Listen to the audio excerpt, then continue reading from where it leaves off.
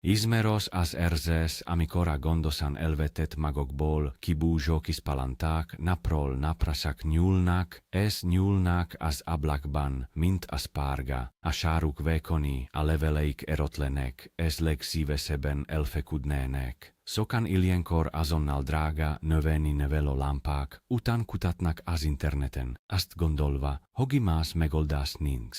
De mi van, ha azt mondom, hogy a megoldás ott van a kamrában vagi a káliha mellett. Egyetlen kanálni, ez nem csak megállítja a palanták egetvero növekedését, de olyan eros ez zömök növényeket eredményez, a milliónekről eddig csak álmodtál. Mielőtt azt hinnéd, ez valami hókusz-pókusz, maradj velem, mert a videó végére pontosan érteni fogod, miért működik ez a filéres sodasér, ez hogyan használt. Hogi, a te palantáid legyenek a környék legszebbikei. Te vestettél már el palantákat a megnyúlás miatt. Írd meg a történetet kommentben. Mielőtt belevágnánk a titkos összetevőbe, értsük meg, miért is történik ez a frusztráló jelenség. A növényeknek, akárcsak nekünk, szükségük van fényre az élethez. Ezt a folyamatot fototropizmusnak nevezzük. Amikor a palanta nem kap elegendő, vagi nem megfelelő sokból érkező fényűt, pánikba esik. Azt hiszi, valami árnyékolja, ez minden erecsével a fényi forrás fele kezd el nyújtózkodni. Az összes energiáját a szár növesztésébe fekteti, a helyet, hogy az eros gyökerzetre vagi a levelekre koncentrálna. Képzeli el egi embert, aki egyen szulját vesztve, lábujhegyen nyújtózkodik egi magasan lévő tárgyért. Instabil ez gyengeles. Pontosan ez történik a palantával is. A megnyúlt szárszétjei lazák, a növényszerű könnyebb a betegségekkel szemben, ez a későbbi küldetéskor elszenvedett szokott is nehezebben viseli.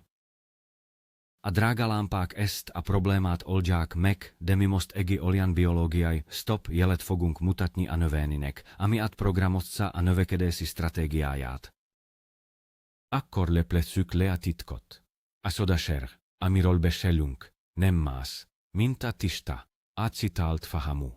Igen, jól hallottad, az a sürkepor, ami a kandalóban vagi a kerti sütögető után marad. Sokan csak bosszantó hulladéknak tartják, pedig a tapasztalt kertesek aranyat erokincnek tekintik.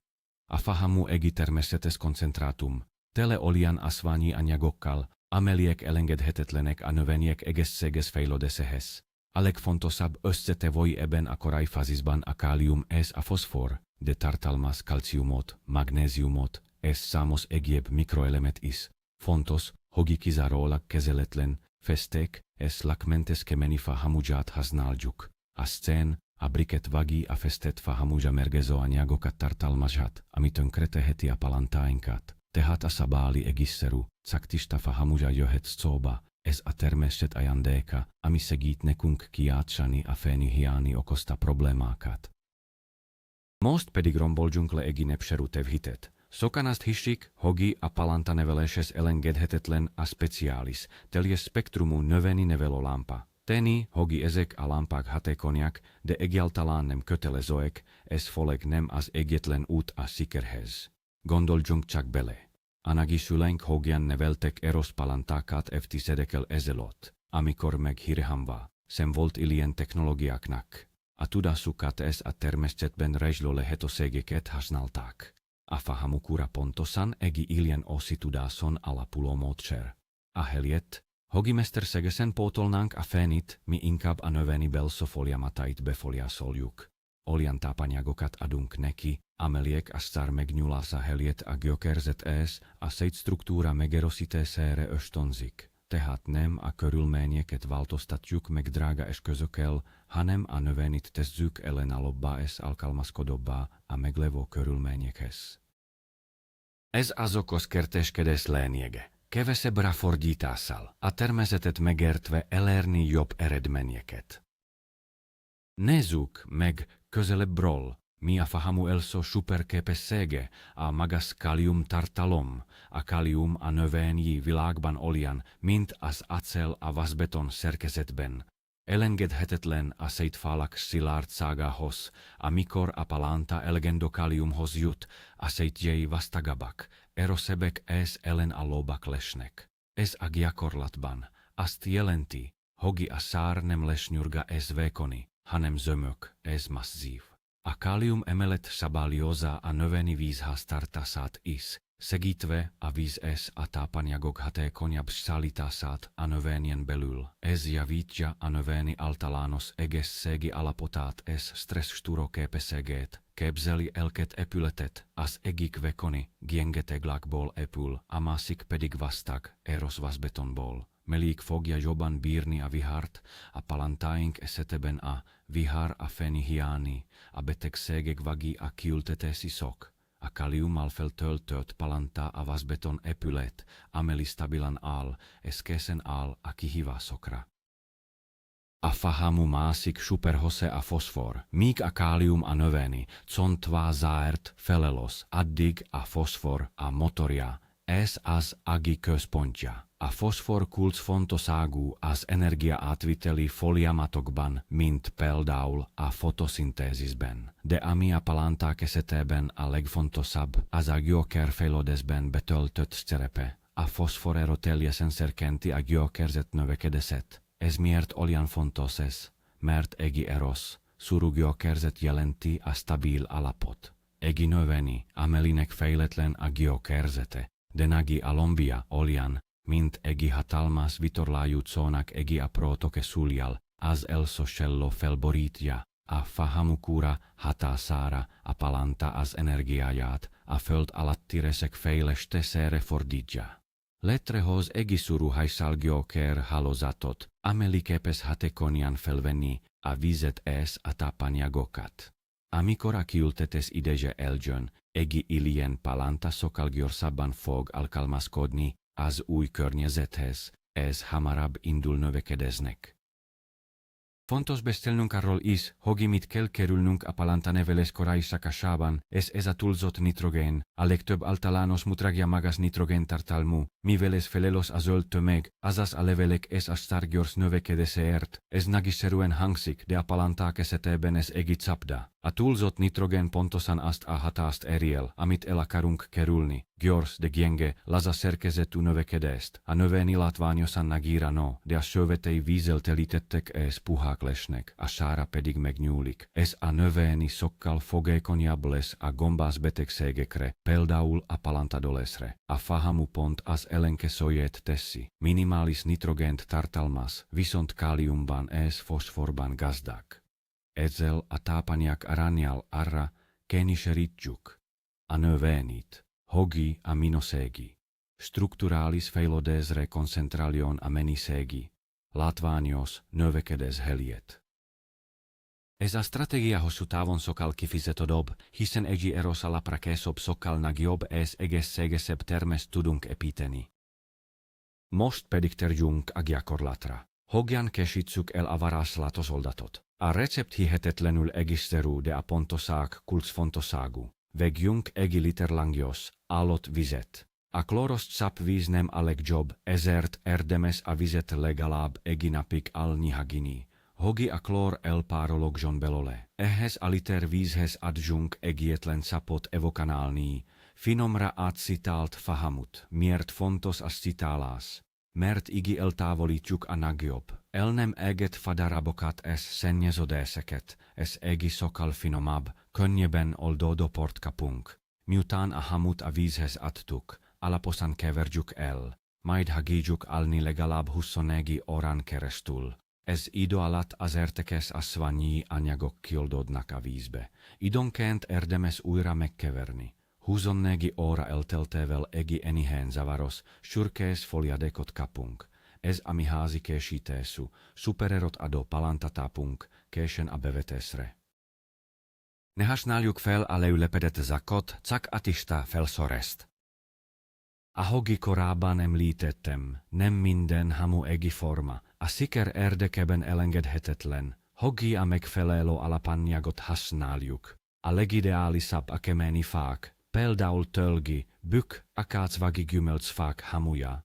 Ezek a fák lassabban nőnek, és több ásványi anyagot halmoznak fel életük során, így a hamujuk is tápanyagdúsabb. A puha fák, mint a fenyőfelek, hamuja is használható, de általában alacsonyabb a tápanyag tartalma, amit viszont minden körülmények között kerülni kell, az a kezelt faanyagok hamuja, a festett lakozott impregnált fa, a bútorlapok vagi a rejtegelt lemezek égetésekor mérgező vegyületek, például nehezfemek szabadulnak fel, amelyek a hamuban koncentrálódnak. Ha ezt a mérgező hamut a palantánkra öntjük, azzal nem csak a növényeket, de később a termést fogyasztva saját magunkat is károsíthatjuk. Ugyanígy tilos a szén, a lignit vagi a briket hamujának használata is. A sabáli tehát. Csak ez kizárólag tiszta, természetes kezeletlen fahamuját gyűjtsük, ezt használjuk a kertben. Az időzítés a kerteskedésben minden. A fahamukúra alkalmazásánál sincs ez másképp. Nem szabad elkapkodni. A frissen kikelt, meg csak a ciklevelékkel rendelkező aprocka növényeknek meg nincs szükségük külső tápanyagra. Minden szükséges energiát a magból hoznak magukkal. A túlságosan korai tápoldatozás akár ártat is nekik. A helyes időpont az, amikor a palántán megjelenik az elszövagi második pár valódi level. A ciklevelek általában egészszerű, ovális formájúak, míg a valódi levelek már hasonlítanak a felnőtt növényi leveleire. Amikor ezek a valódi levelek megjelennek, az azt jelzi, hogy a növényi felhasználta a magból hozott tartalékait, ez elkezdi a saját gyökerzeten keresztül felvenni a tápanyagokat. Ez a tökéletes pillanat az első adaghamus víz kijutatására. Ezzel a kezdőlökessel megalapozzuk a zömök, eros növekedést, ezt megelozzuk, hogy a növényi, a fenyőhiány miatt megnyúljon. A másik fontos kérdés a gyakoriság. A kerteskedésben a több nem mindig jelent jobbat. A túlzásba vitt tapoldatozás ugyanolyan káros lehet, mint a tapanyahiány. A fahamukúra esetében a mértékletesség a kulcs. Az első, két valódi leveles korban végzett kezelés után elegendő 10-11 naponta megismételni az öntözést. Tehát körülbelül 2 hetente egyszer. Ez a ritmus elegendő ahhoz, hogy folyamatosan biztosítsuk a növényi számára a szükséges káliumot és foszfort anélkül, hogy túlterhelnénk a gyökerzetet, vagy túlságosan megváltoztatnánk a talaj kémhatását. Figyeljük a palántainkat, a legjobb jelzőrendszer, ha azt látjuk, hogy eroszek, zöldek és zömökök, akkor a kétetes ciklus tökéletesen működik. Ha valamiért meg is gyengének tűnnek, esetleg lehet egy köztes, higgabb oldattal próbálkozni, de általánosságban a kevesebb több elve itt is érvényesül. A cél nem a gyorsítás, hanem az eros, stabil alapok létrehozása. Beszéljünk a kijutatás technikájáról. Hogyan öntözzük meg a palántákat a hamus oldattal? Két alapvető módszer létezik. A felülről és az alulról történő öntözés. Bár mindkettő működhet, a palánták esetében az alulról történő öntözés, azaz az asztatásos módszer általában biztonságosabb, ez hatékonyabb. Ez különösen igaz, amikor tápoldatozunk. Miért? Mert ha felülről öntözünk, a vízhez a benne oldott ásványi anyagok közvetlenül a növényi szárat, ez leveleit is érik. Ez növelheti a gombás betegségek, például a palántadolesz kockázatát. Az alulról történő öntözésnél a palántatartó edényeket egy tálkára helyezzük, és a tálkába öntjük a hamuszvizet. A növények a cerep alján lévő lyukakon keresztül. A kapillaritás elvét kihasználva pont annyi folyadékot szívnak fel, amennyire szükségük van. Ez a módszer a gyökereket is arra ösztönzi, hogy lefelé, a vízforrás felé növekedjenek, ami egimeljebb, eroszebb gyökerzetet eredményez. Hagyjuk a palántákat körülbelül 15-20 percig a tápoldatos vízben, majd a felesleget öntsük ki a tálcából. Mit fogunk látni a fahamukúra alkalmazása után? Milyen jelek utalnak arra, hogy a módszer működik? Az eredmények nem egyik napról a másikra jelentkeznek, de egy-két hét után már szemmel látható lesz a különbség. Az első és legfontosabb jel, hogy a palánták növekedése lelassul a magasság tekintetében, de a száruk láthatóan vastagodni, eroszödni kezd. A helyett, hogy vékonyan nyúlnának felfele, inkább szeltében fejlődnek. a levelék színe meljebb, sötétebb zöld lesz, ami az egész klorofil termelés és a hatékony fotoszintézis zsele. A levelek tapintásra is erősebbnek, masszívabbnak érződnek, nem olyan petihűtek, mint a megnyúlt tarsaike. Ha óvatosan kiemelünk egy növényt a szerepból, azt fogjuk tapasztalni, hogy a gyökerzete sokkal szúrúbb, fehérebb és eleterosebb. Ezek a jelek mind azt mutatják, hogy a növény a felszín alatti és a strukturális fejlődésre koncentrál, ami pontosan a mi célunk. Egy ilyen palánta sokkal jobban felkészült a kinti életre. Mint minden hatékony módszernél, itt is vannak buktatók. Az egyik leggyakoribb hiba a túladagolás. Sokan esnek abba a csapdába, hogy ha egy kanálni jó, akkor kettő biztosan még jobb lesz. Ez hatalmas tévedés. A fahamu lúgos kémhatású, ami azt jelenti, hogy emeli a talaj pH értéket. A legtöbb zöldségféle, mint a paradicsom-vagi, a paprika, az enihen szavas-vagi semleges talajt kedveli. Ha túl sok hamut használunk, a talaj túlságosan lúgosá válhat. Ilyen környezetben a növény már nem képes felvenni bizonyos fontos tápanyagokat, például a vasat vagy a mangánt, meg akkor sem, ha azok jelen vannak a talajban. Ez hiányi tünetekhez, például a levelek szárgulásához vezethet. Ezért kulcsfontosságú betartani az egy csapot evokanál per liter aranit. Ez a mennyiség elegendő a pozitív hatás LRS-hez anélkül, hogy drastikusan megváltoztatná a talajkém hatását. A kerteskedésben a precizitás és a türelem mindig meghozzák gyümölcsét. A másik gyakori hiba, ami komoly problémát okozhat, a forróvagi friss hamu használata. Miután a tusz kialudt a kandallóban, a hamu még órakig, sot, akár napokig is forró maradat a mellén.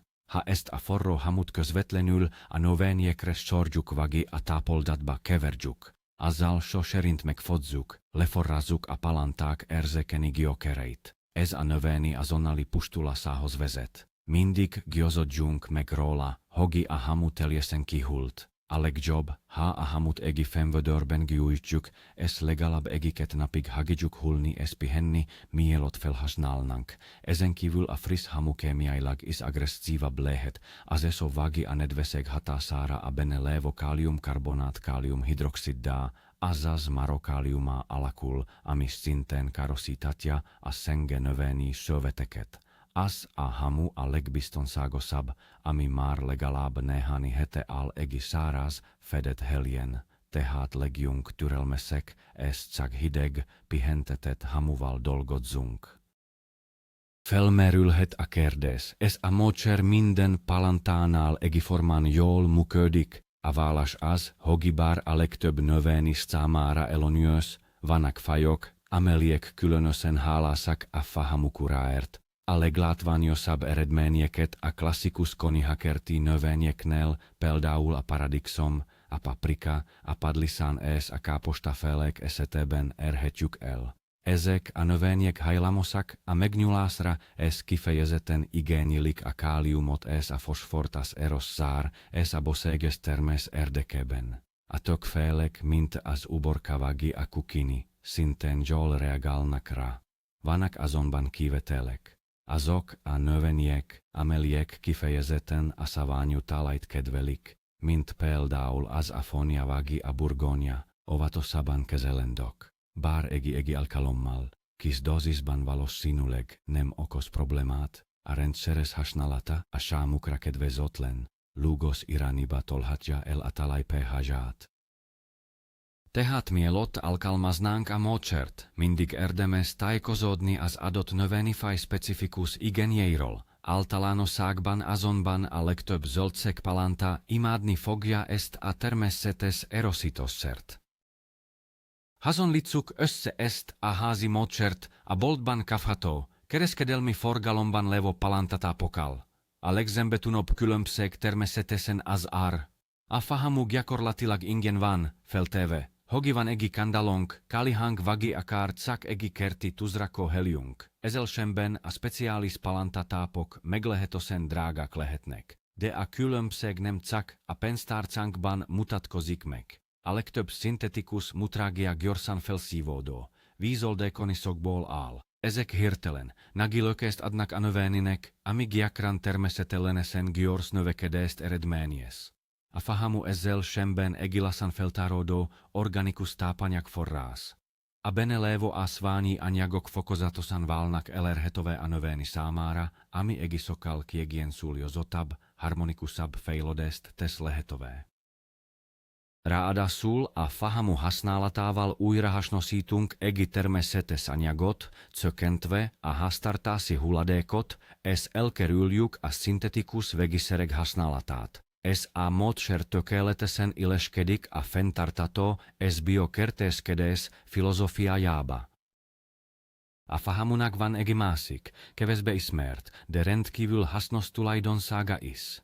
A kártevok elleni védelmet is segítheti, bár a tápoldatos öntözés elsősorban a növény belső megerősítését szolgálja, a hamu fizikai tulajdonságai is előnyösek lehetnek. A cigák és a mesztelen cigák például ki nem alhatják a hamut. A finom, szúrú sporsemcek irritálják a puhatestjüket, és a lúgos kemhatás is kellemetlen számukra, ezért inkább elkerülik a hamuval körbeszort területeket. Ha a palanták földjének tetejére egi vékony retek száraz hamut sorunk, az egi fajta fizikai akadályt képezhet ezekkel a kártevokkel szemben. Ezen kívül a hamu lúgos szárító hatása kedvezőtlen környezetet teremt bizonyos gombás betegségek spórai számára is, így segíthet megelozni például a palantadolást. Természetesen ez nem egi csodasér minden kártevó ellen, de egi újabb hasznos meleghatás, ami a fahamu mellett szól, ez egi újabb darabja a vegyszermentes, integrált növényvédelem kirakosának. Merüljünk el egi kicsit mélyebben a pH-érték világában, mert ez a kulcsa a fahamu működésének megértéséhez. A pH-skála a kémhatást méri, hetestől lefele savas, hetestől felfele pedig lúgos vagi bázikus a közeg. A legtöbb növény a 6 és 7 közötti enihen savas vagi semleges tartomanit kedveli, mert itt tudja a leghatékonyabban felvenni a tápanyagok szeles skáláját. A palantaföldek gyakran enihen savas irányba hajlanak. A fahamu, mint említettük, lúgos. Amikor kis mennyiségben az öntözővízhez adjuk, enihen megemeli a talaj pH értéket. Ez a kismértékű eltolódás a lúgos irányba pont elég ahhoz, hogy a növény számára a foszfor és a kálium felvétele optimálisabbá váljon, miközben a túlzott nitrogén felvételt kissé visszafogja. Ez egi finom hangolás a növény etlapján. Arra ösztönözzük, hogy a foetelre, azaz a strukturális elemekre koncentráljon a desszert, vagyis a gyors, de értéktelen zöld tömeg heljet. Ez a kémiai beavatkozás az, ami a növényit a zömök, eros növekedés útjára tereli meg akkor is, ha a fény viszonyok nem ideálisak. Gondoljunk a jövőre is. A fahamu kúrával nem csak a jelenlegi problémát, a megnyulást oldjuk meg, hanem a palantát, a jövőbeli kihívásokra is felkészítjük. A legnagyobb stressz, ami egi palantát érhet, a kiültetés. Hirtelen egi teljesen új környezetbe kerül. Más a talaj, más a homerszeklet, mások a fényi viszonyok. Ez a szél is tepázhatja. Ezt a jelenséget kiültetési szoknak nevezzük. Egi gyenge, megnyúlt, fejletlen gyökerzetű palánta napokig. Szot, akár hetekig is csak vegetál, mire összeszedi magát és újra növekedésnek indul. Ezzel értékes időt veszítünk a tenyésidosakból. Ezzel szemben egi fahamun edzett zömök, vastagsárú, szúrú gyökerzetű palánta szinte ezresen veszi a változást. Az eros gyökerei azonnal képesek behatolni az új talajba és felvenni a vizet, a masszív sára pedig ellenáll a szélnek. Egi ilyen növény a kiültetés után szinte azonnal tovább fejlődik, hamarabb virágzik és hoztermészt. Tehát ez az egiserú, egi kanalas trükk valójában egi hosszú távú befektetés a jövőbeli boszéges termésbe. Hadme seljek el egi rövid történetet. Tavali a szomszédom, egi kezdőkertés, rendkívül büszke volt a több száz paradicsom palantájára, amiket a nappali ablakában nevelt. Marcius végére azonban a büszkeség aggodalomba capott át. A palánták vékonyak és szárgák voltak. Nemelik már elizdolt, hiába támogatta oket fogpiskálóval. Már éppen feladta volna az egészet. Amikor átmentem hozzá, egi kis befote szuvegni átszitalt fahamummal. Elmagyaráztam neki a módszert, bár eléggé skeptikus volt. 2 héttel később ativott. Alig hittem a szememnek. A palánták minta kicereltek volna oket. A száruk megvasztagodott, a leveleik bezöldültek, és szinte robantak az eleterotól. Az a néhány szál, amit nem kezelt le kísérletképpen, továbbra is szatnya maradt. A szezon végén soha nem látott paradicsom természről számolt be. Ez a történet tökéletesen példázza, hogy néha a legegyiszerűbb, legoszibb módszerek a leghatékonyabbak, ez a természet bölcsessége gyakran felülmúlja a legmodernebb technológiákat is.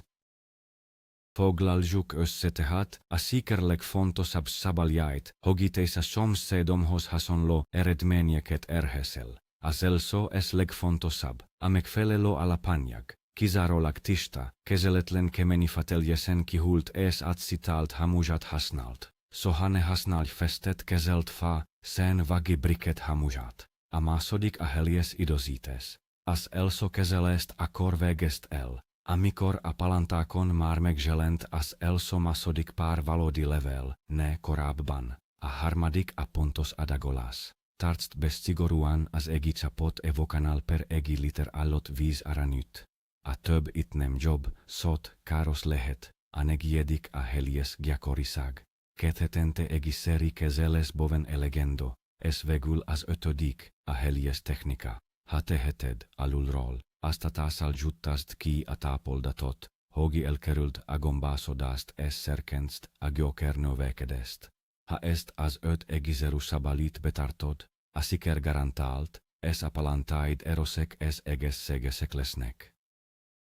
Tehát, mint láthattátok, a legkeményebb kertészeti kihívásokra a válasz néha nem a legdrágább eszközökben, hanem a legegészszerűbb, természetes megoldásokban rejlik. Kiderült, hogy egyetlen kanálni közönséges fahamu, helyesen alkalmazva, képes felvenni a versenyt a cucc technológiás növeni nevelőlámpákkal is. Ez a fileres szodaser a benne lévő káliumnak és foszfornak köszönhetően arra ösztönzi a palántát, hogy a felesleges magassági növes helyett egi eros, zömök sárra és egészszerű, hatékony gyógyszerzetre koncentráljon. Ezzel nem csak a megnyúlást akadályozzuk meg, de egi olyan eleteros, ellenálló növényit nevelünk. Amelia kiültetés után azonnal növekedésnek indul. Ez megalapozza a későbbi bőséges termést. Ez a tudás egi újabb lépés az okos, fenntartató és pénztárkabarát kertészkedés fele. Nagyon köszönöm, hogy velem tartottatok és megnéztétek ezt a videót. Remélem, hasznosnak találtátok ezt a tippet. Ha szeretnétek meg több ehhez hasonló, bevált kertészeti praktikát látni, iratkozzatok fel a csatornára, és ne felejtsétek el bekapcsolni az értesítéseket. Ha tetszett a videó, lájkkal tudjátok a legjobban támogatni a munkámat. És most jöttök. Írjátok meg kommentben, hogy ti milyen házi praktikákat használtok a palánták erősítésére. Kíváncsian várom a tapasztalataitokat.